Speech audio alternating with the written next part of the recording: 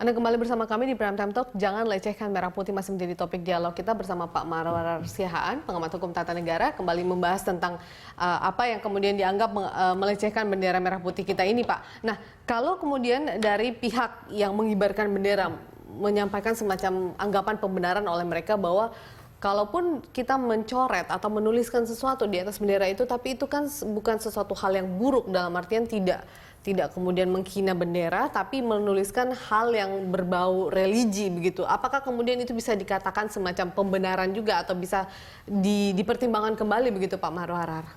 Ya, kalau secara tegas kita mengatakan tidak bisa ditolerir hal semacam itu karena jelas sekali dalam Undang-Undang Dasar pasal 35 terus sampai 36 itu diatur tentang bendera itu dan kemudian dicoba diwujudkan perlindungan itu dan penegakan itu di dalam Undang-Undang 24, tadinya di KUHP ada juga dengan penambahan ancaman-ancaman itu, maka kita melihat bahwa karena dasar negara kita bukan negara agama, tetapi sudah jelas bahwa berdasarkan Pancasila dan konstitusi kita jelas mengenai lambang negara itu yang di setiap negara saya kira itu adalah merupakan simbol daripada kedaulatan itu, kehormatan bangsa.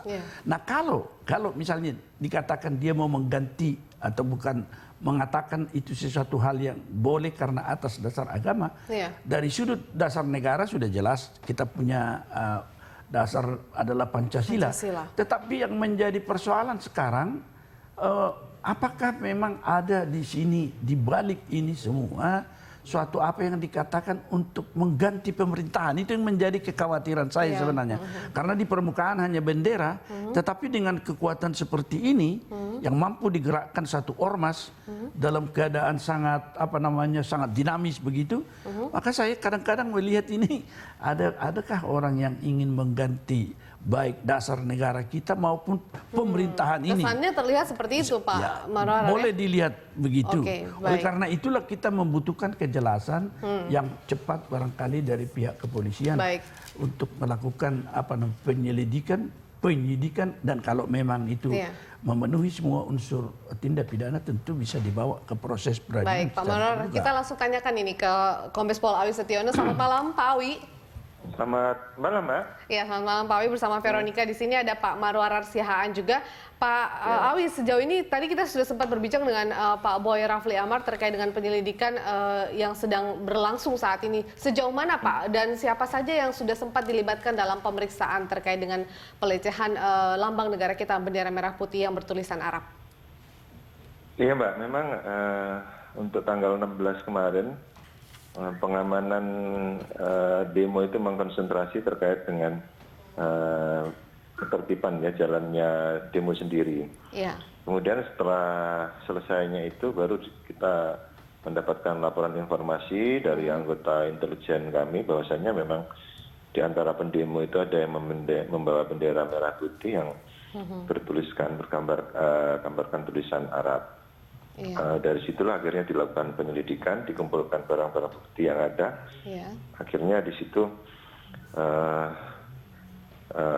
dengan adanya fakta-fakta yang ada, akhirnya dibuatkanlah laporan polisi model A oleh Polres Jakarta Selatan dan sekarang lagi proses penyelidikan, pemeriksaan saksi-saksi dari beberapa anggota yang melakukan pengamanan. Kemudian juga ada beberapa orang dari sipil yang dilakukan pemeriksaan peserta demo dan tentunya kita akan mencari tahu siapa yang membawa bendera itu, siapa yang membuatnya, kenapa dibuatnya, tentunya akan kita dalami itu. Baik, Pak Awi, sejauh ini dari proses pemeriksaan Pak, apakah sudah ada indikasi yang cukup kuat bahwa pihak yang membawa bendera atau mengibarkan ataupun juga mengangkat itu adalah mereka yang masuk dalam organisasi terkait, Pak?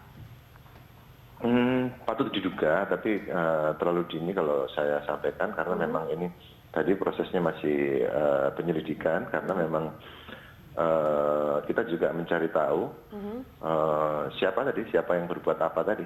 Oke, sesulit apa sebenarnya Pak? Ataukah karena ini merupakan sesuatu hal yang sensitif karena melibatkan sebuah ormas besar, Pak? Tidak juga, karena memang ini kan ada undang-undang yang dilanggar. Ini ada aturan yang dilanggar. di Undang-Undang Nomor 4 Tahun 2009 tentang bendera, bahasa dan lambang negara serta lagu kebangsaan sudah diatur jelas ya, Nah, di pasal 4 ya. Di bab 2 pasal 4 sampai 24 itu sana secara gamblang menjelaskan bagaimana itu bendera merah putih harus dipergunakan. Mulai dari ukuran sampai larangan-larangan bendera itu. Jadi di sana sudah diatur dan dari fakta-fakta hukum yang ada memang ada aturan-aturan yang dilanggar. Tadi yang saya sampaikan ada larangan-larangan yang dilanggar. Misalnya di pasal 24 itu di huruf A-nya setiap orang dilarang merusak, merobek, menginjak-injak, membakar atau melakukan perbuatan lain dengan maksud menodai, menghina dan merendahkan kehormatan bendera negara. Ini kalau pasal ini unsur yang melakukan perbuatan lain ini tentunya nanti akan kita dalami. Ya, baik. Pak Awi, bagaimana Anda kemudian menanggapi dari pernyataan Pak Marorar, kemudian ada dugaan bahwa dengan apa yang dilakukan oleh pihak tertentu ini atau ormas ini sendiri, ataupun mungkin mereka tidak terlibat tapi ada pihak-pihak yang ingin menyusup, ini adalah upaya untuk mengganti lambang negara kita atau mungkin yang jauh lebih buruk dari itu, Pak? Adakah kemudian indikasi itu, Pak? Ya, kembali lagi, kami kalau bicara hukum, memang fakta-fakta dari gambar kan kita bisa dapatkan. Tapi kembali lagi, kita terlalu dini tentunya kalau menyimpulkan itu karena memang ini proses penyelidikan baru berjalan ya. Dan tentunya kita juga harus bersabar, kita harus mengumpulkan alat-alat bukti yang ada dan kita akan memeriksa saksi-saksi sebanyak-banyaknya sehingga kita bisa terang benderang mengungkap perbuatan mereka ini maksud tujuannya apa. Ya, Pak Awi, ada pihak juga yang kemudian meragukan pihak kepolisian mampu menyelesaikan kasus ini, mengingat ini melibatkan sebuah organisasi besar yang kita juga masih belum tahu ini karena masih dalam proses penyelidikan, Pak Awi. Bagaimana tanggapan polisi? Saya pikir tadi masyarakat bersabar saja. Tadi disampaikan ini sudah dibuatkan laporan polisi. Ingat ini adalah massa, polisi tentunya juga berhati-hati, juga tidak mudah menentukan siapanya tadi, karena memang ini kerumunan massa. Tapi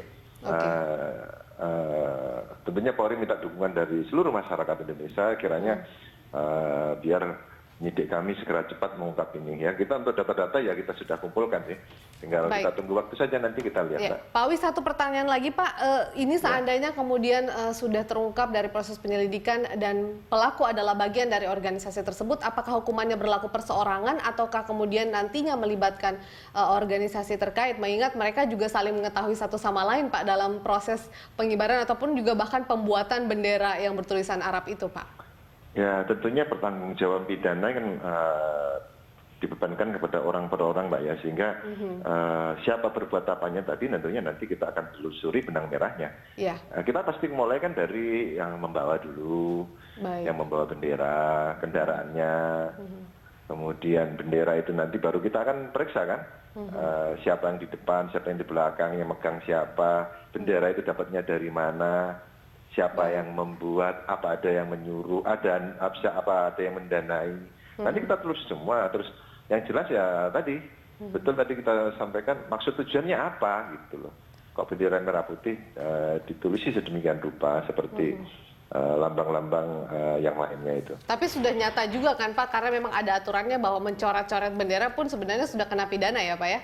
Ya, jelas aturannya ada di sana, ancaman pidananya berlapis itu ada pasal 66 ancaman 5 tahun, pasal 67 1 tahun, dan pasal 68 ancaman 5 tahun. Nanti kita akan kan, akan kita lapis. Baik, terima kasih Pak Awi. Kita berharap kemudian Mbak, mari. Ya, proses penyidikan bisa berjalan dengan baik dan lancar. Kita segera mengetahui begitu ya siapa kemudian pelakunya Pak Marorar sehingga kita tidak menduga-duga. Tapi kemudian Anda mengatakan itu keluar dari pernyataan Anda sendiri bahwa kemungkinan ini ada yang ingin mengganti lambang negara, itu bisa terindikasi sejauh itu, Pak. Apakah ini juga yang membedakan kasus ini dengan beberapa kasus lain yang juga sempat dianggap melecehkan bendera merah putih? Kita tahu ada beberapa kasus-kasus sebelumnya begitu Pak Marorar. Ya, saya melihat kekuatan yang dimiliki oleh ormas ini saja kan, dan apalagi dengan terbuka.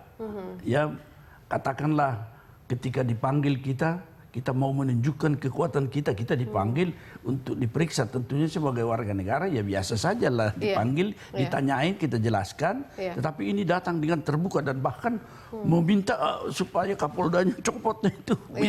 Itu juga merupakan sudah jelas bahwa kekuasaan negara itu di dalam hal posisi-posisi pemerintahan ada pada mereka yang diberikan otoritas itu kan menurut undang-undang. Tetapi kalau untuk itu saja kita melakukan tantangan secara terbuka, saya jadi khawatir tentu mereka ini mempunyai keberanian tentu karena tahu betul ada kekuatannya kan. Ada di belakang. kekuatan di balik mereka, gitu ya? Itu menurut saya sih. Tetapi tidak perlu langsung curiga seperti itu. Baiklah kita melihatnya tentu dengan mempercayai apa yang dilakukan oleh pihak kepolisian. Karena mereka juga tentu dari sisi kehormatan polisi sendiri yang secara terbuka ditantang begitu, itu memicu mereka juga untuk melakukan tindakan. Tetapi kita harapkan juga cukup proporsional, objektif kan. Ya, saya kira inilah yang kita harapkan, penegakan hukum secara efektif. Tidak perlu misalnya menakuti bahwa massa itu besar.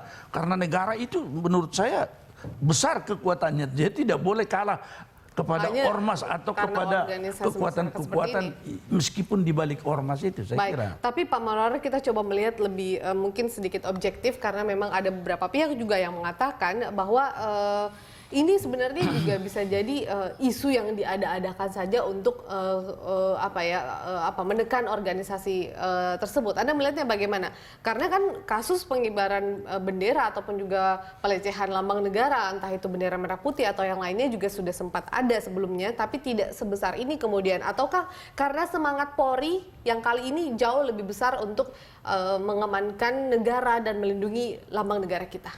Ya, saya kira kalau ada pun sebelumnya, tetapi yang terakhir ini kalau kita perhatikan rangkaian peristiwa-peristiwa, saya kebetulan ditunjukkan di YouTube tuh bagaimana pimpinan organisasi massa itu secara demikian vulgar, kasar, dan bahkan kalau saya mengikuti apa yang dikatakan Ibu Sukmawati bahwa seorang ulama seharusnya tidak, yang mengklaim dirinya ulama tidak mengeluarkan pernyataan-pernyataan seperti itu secara terbuka. Mengatakan goblok, apalagi entah macam mana kepada kepala negara.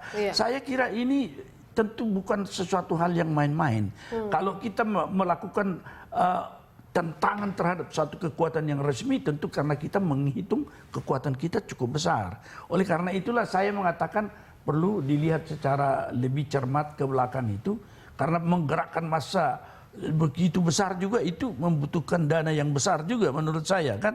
Dari mana mereka memiliki, apakah mereka memiliki suatu badan usaha sebagai suatu ormas yang bisa menggerakkan organisasi itu ke tempat yang jauh juga atau ke tempat yang dekat.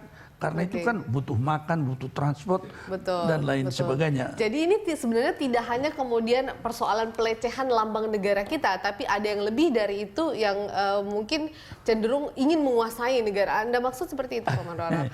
Tidak sejauh itu, tapi perlu dilihat. Karena kalau saya melihat dari sisi hukum ya, kalau misalnya orang banyak bertanya soal makar, makar itu kalau di dalam KUHP pidana kita adalah masih terjemahan dari bahasa Belanda sebenarnya, tapi makar itu dipilih satu bahasa Arab yang ada di situ yang kurang jelas maknanya. Hanya saja di dalam penjelasan resminya atau penjelasan resmi di KUHP itu dikatakan makar itu adalah perbuatan yang telah nyata dari permulaan pelaksanaan. Jadi kalau misalnya makar, maksudnya menggulingkan pemerintahan, kalau di dalam rancangan KUHP yang baru, dikatakan menggulingkan pemerintahan itu adalah mengganti pemerintahan tidak sesuai dengan konstitusi. Saya kira ini bisa dilihat dari situlah apa yang meskipun harus hati-hati dan tidak terlalu curiga begitu. Banyak makna kemudian dan banyak asumsi yang bisa timbul dari pelanggaran yang dilakukan oleh beberapa pihak terkait dengan kemudian melecehkan lambang negara kita ini. Tapi kita juga pengen tahu atau ingin tahu bagaimana kemudian kita mengembalikan kehormatan dari lambang negara kita itu sendiri. Kita akan bahas di segmen berikutnya, Pak Marwarar, dan pemirsa tetaplah bersama kami di Prime Time Talk. Kami kembali usai jeda.